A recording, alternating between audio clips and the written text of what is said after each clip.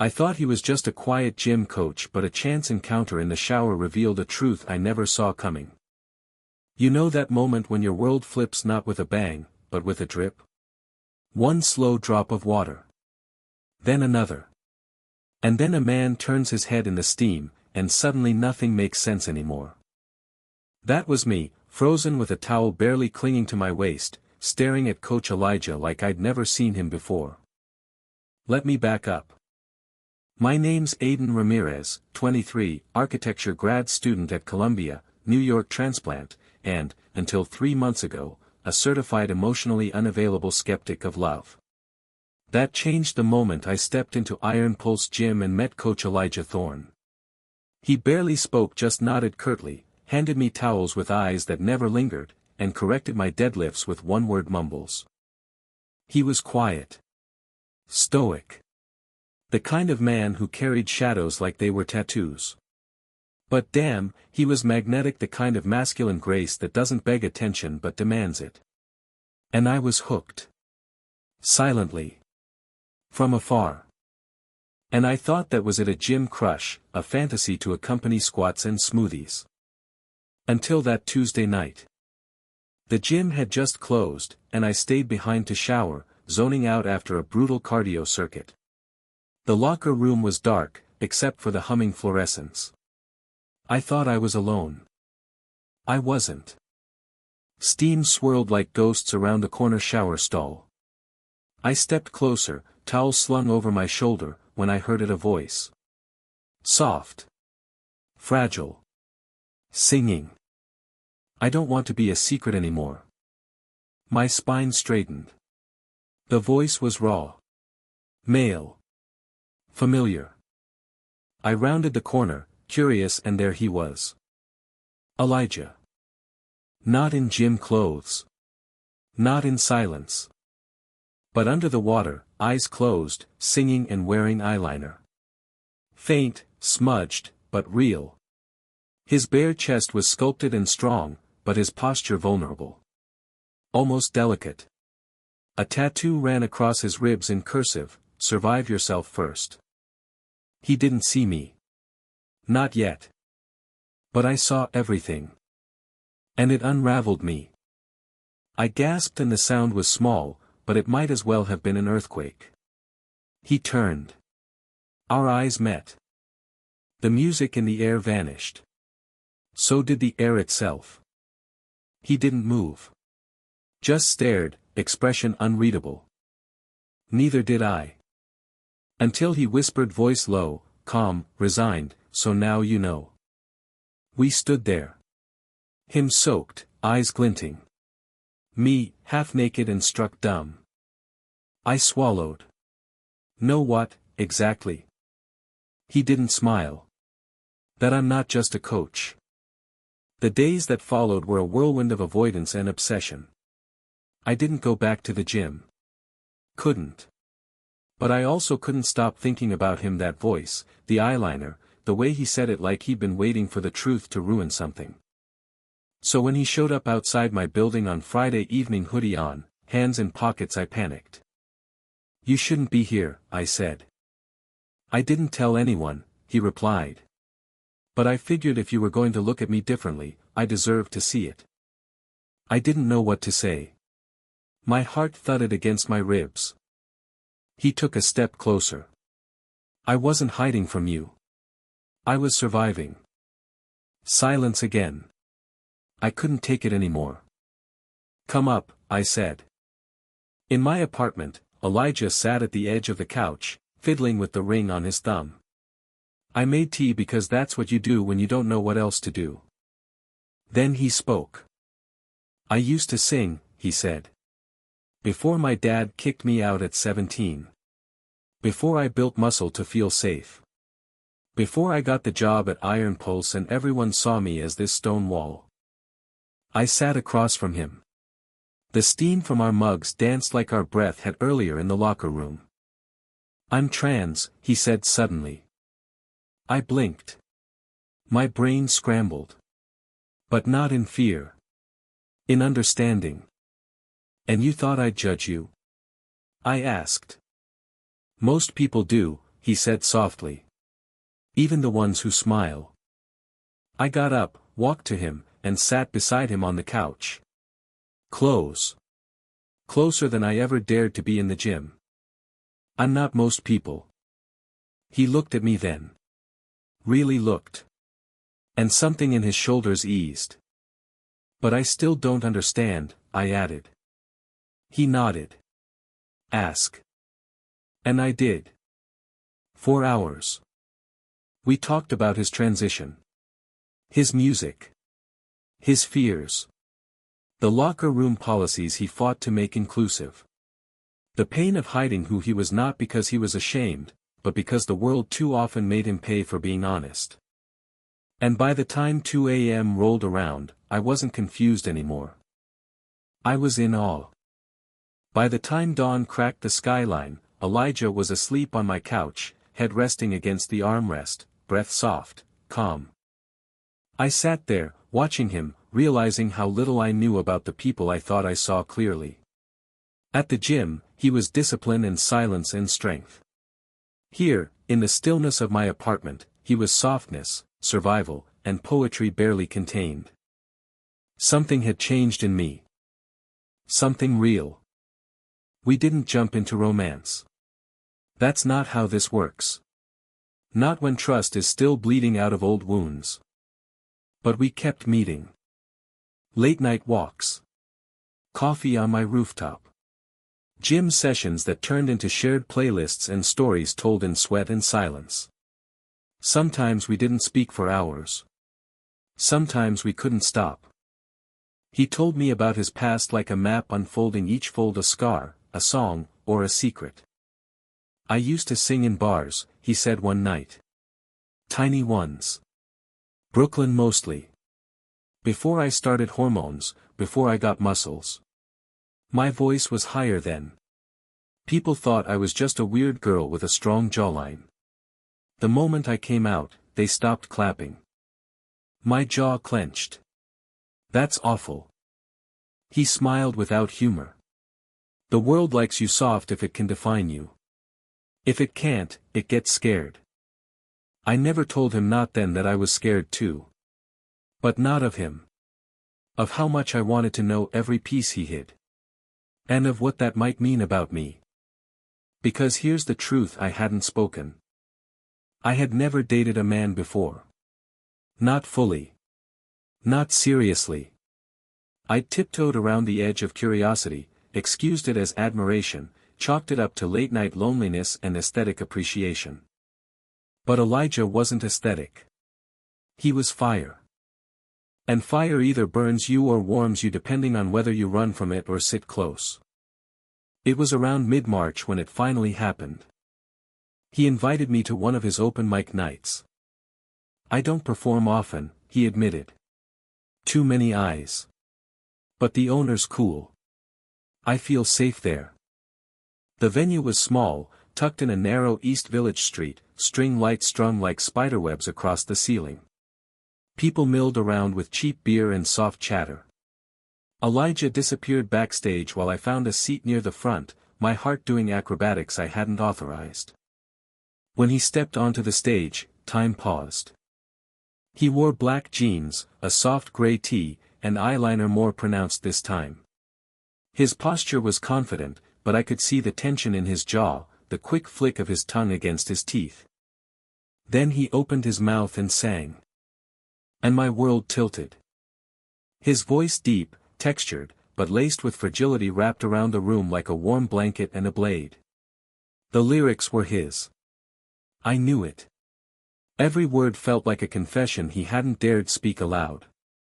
You said love was a mirror slash, but I saw a monster there slash till I touched your hand in silence slash and found my own face staring back.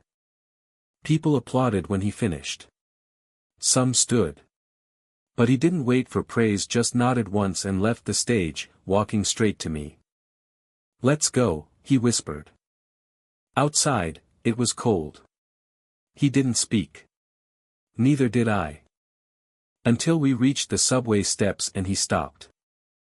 I need to ask you something, he said. I nodded. Anything. Are you straight?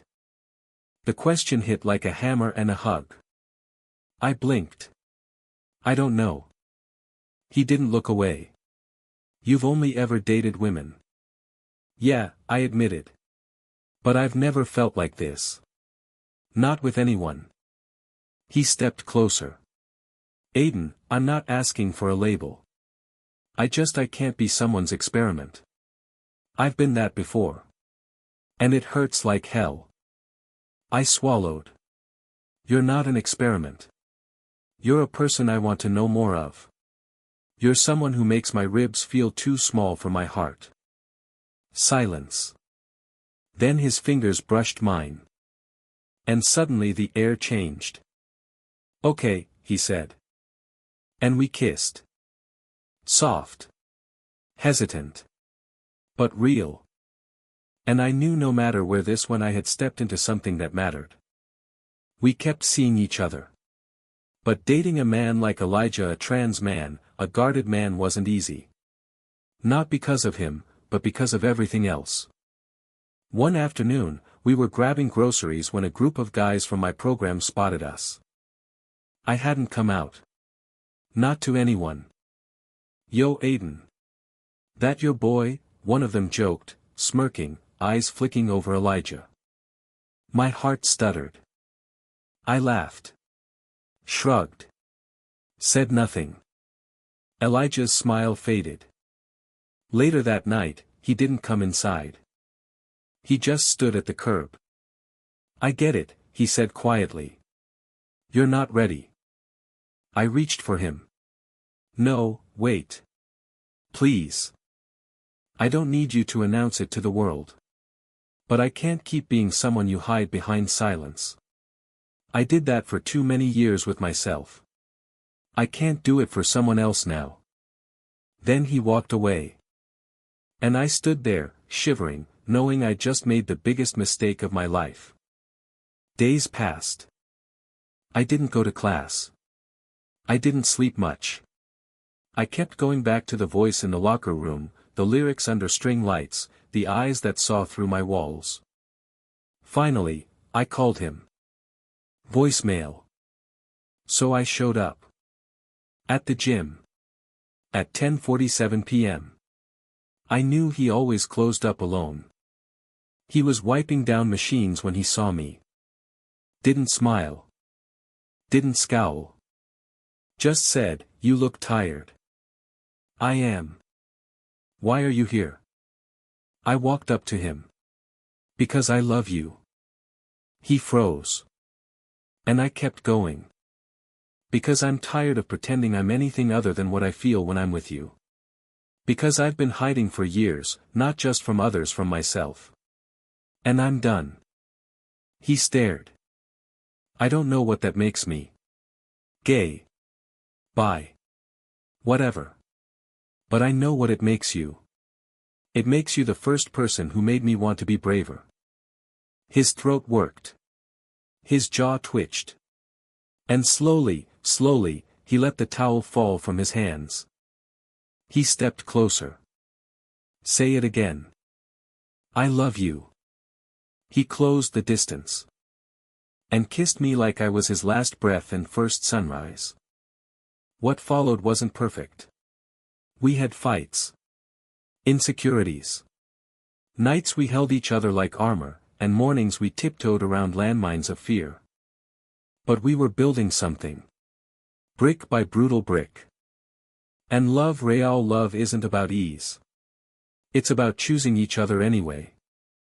Spring bloomed in the city like it had something to prove.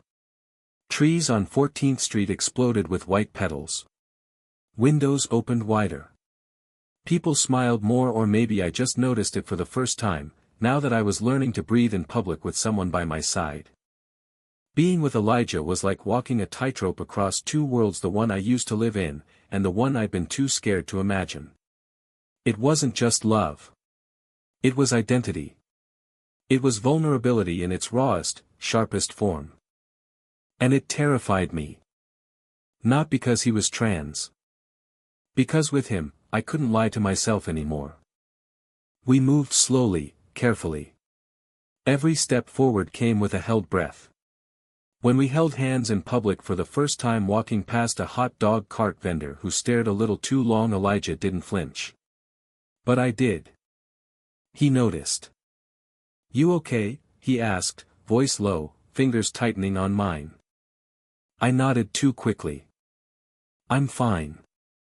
He didn't push. Just kept walking.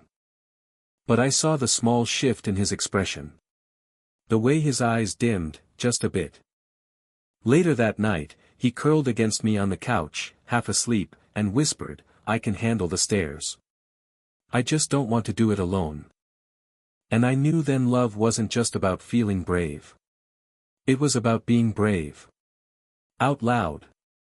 Elijah was still teaching at Iron Pulse, but his eyes had started drifting elsewhere. He'd been writing music again, slowly, cautiously. I caught him scribbling lyrics on gym receipts, in margins of takeout menus. One day I found a torn napkin on my counter. Scrawled in black pen. I lived in silence long enough to hear myself scream. I stared at it for a long time. That night, over ramen, I said, "You should record again." He shook his head. "That was a different me." "It's the same soul." He looked up sharply. "Why are you always trying to make me believe I'm more than I am?" he asked. "Because you are." He didn't say anything after that. But later that night, I found him sitting at my keyboard, headphones on, fingers gently brushing the keys. He didn't think I saw him smile. I did. But peace has a cruel habit of being temporary. One Friday afternoon, I was in studio finishing a presentation when I got a message from Elijah. "Need to talk. Can I come by?" I replied, "Of course. Always." He showed up an hour later, hoodie over his head, jaw tight. "Everything okay?" I asked. He walked in, sat on the edge of my bed, and pulled out a printed flyer. I took it from his hand. It was from the gym's HR department. Anonymous complaint, locker room inappropriateness. Concerns over safety. I blinked. "What the hell is this?" "They're investigating me," he said flatly. "Someone complained that I was making other men uncomfortable. That I shouldn't be using the men's locker room.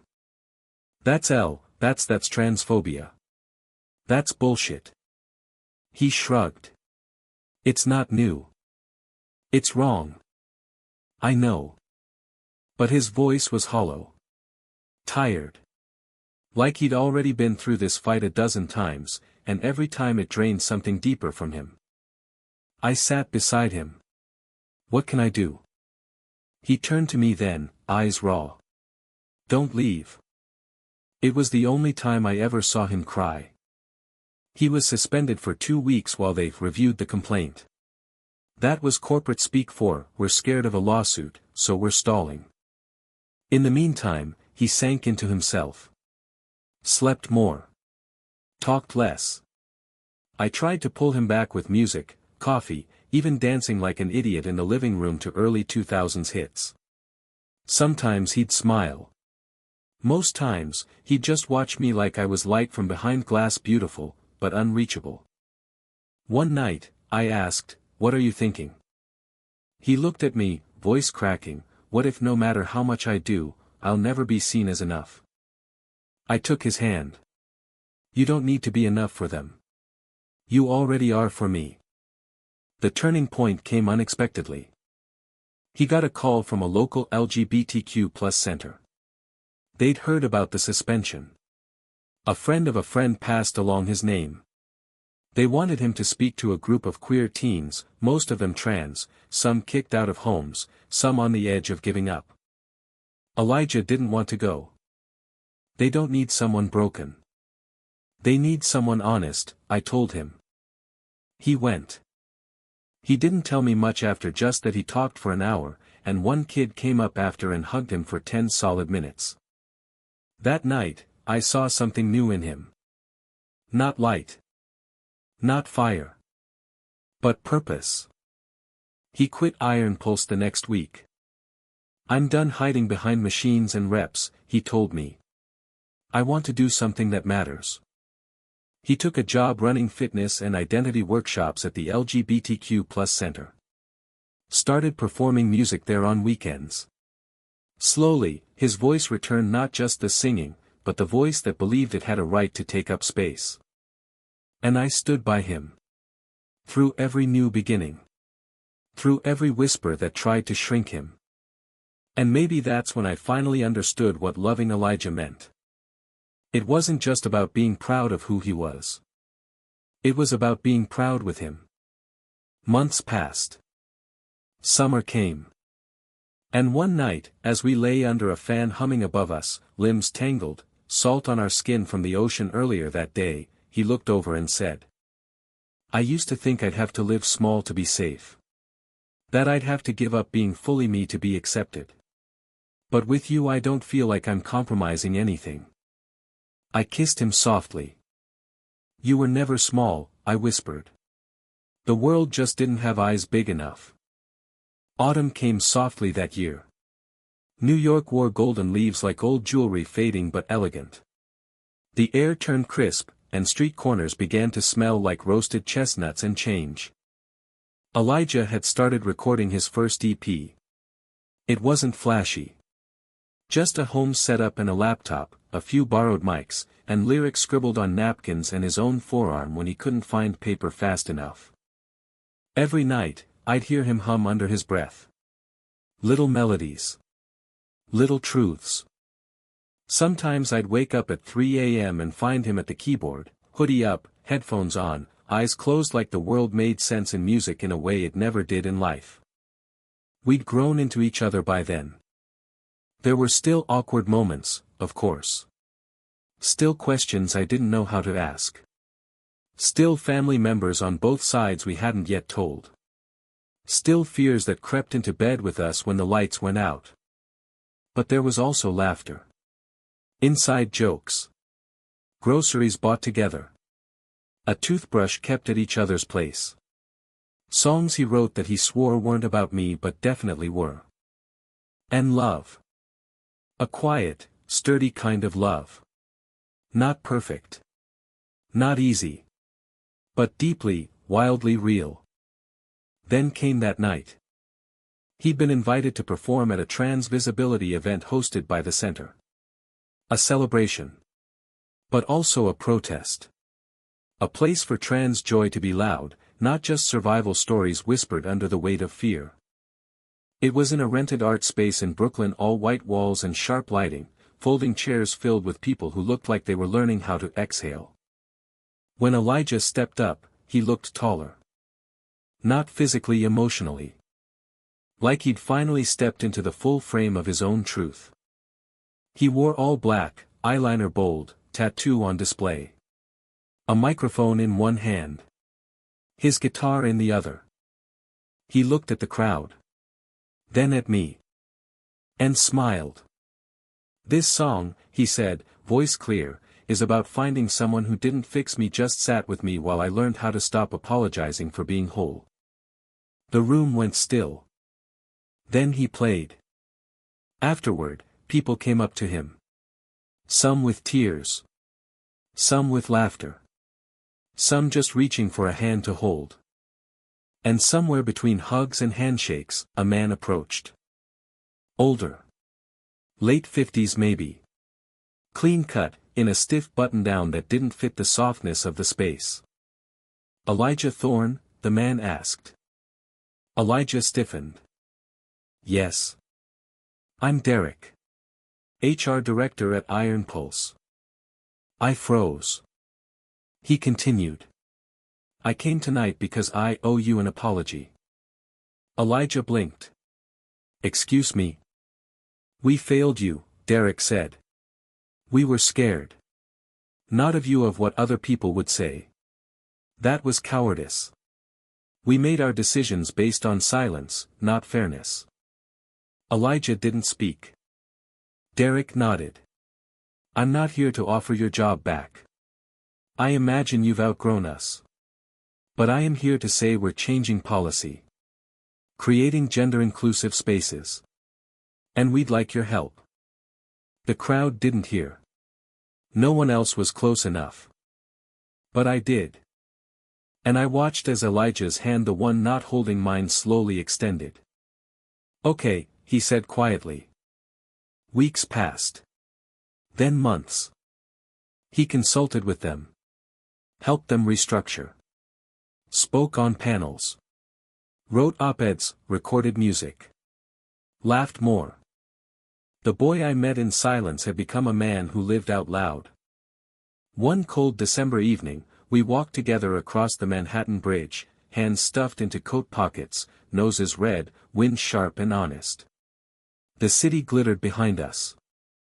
And Elijah said, out of nowhere, I used to wonder if I'd ever be loved without conditions. If someone would ever see me, really see me, and still stay. I stopped walking. You don't have to wonder anymore, I said. He looked at me. I took both his hands. I'm here. For all of it. For the scars and the songs. For the days you're brave and the days you're not. I love you. Not despite everything. Because of everything. His throat worked. He tried to speak, failed, and just nodded. The kiss we shared then wasn't dramatic. It wasn't perfect. It was true. 2 years later. Elijah's EP Ink and Mirrors had gone semi-viral online. Not in a flashy, billboard way. But in a quiet, powerful way. Shared between teens in crisis. Queer kids looking for words that wrapped around their pain like a hug. He now taught part-time at the LGBTQ+ Center and performed at high schools across the country. Me. I finished my degree. Got a job designing community spaces, youth centers, art spaces, safe shelters. The kind of places Elijah said he wished he'd had at 16. Sometimes we traveled together. Sometimes apart. But we always came home to the same small apartment with chipped mugs and a couch that dipped in the middle and a record player that only played when you smacked it just right. Life wasn't perfect. But it was ours. And one night, after a small show in Chicago, he pulled me aside. I have something to ask you, he said. I raised an eyebrow. You look like you're about to propose or rob me. He laughed nervously. Both, honestly. He pulled out a folded piece of paper. Handwritten. A new song. It was titled, The Man Who Taught Me How to Stay. He handed it to me. You want me to read it now? I asked. No, he said. I want to play it for you. So I sat on the edge of the hotel bed as he picked up his guitar. And when he finished, voice cracking on the last note, he looked up with eyes that had survived storms and still knew how to hope. I want forever, he whispered. I nodded. You already have it. The end.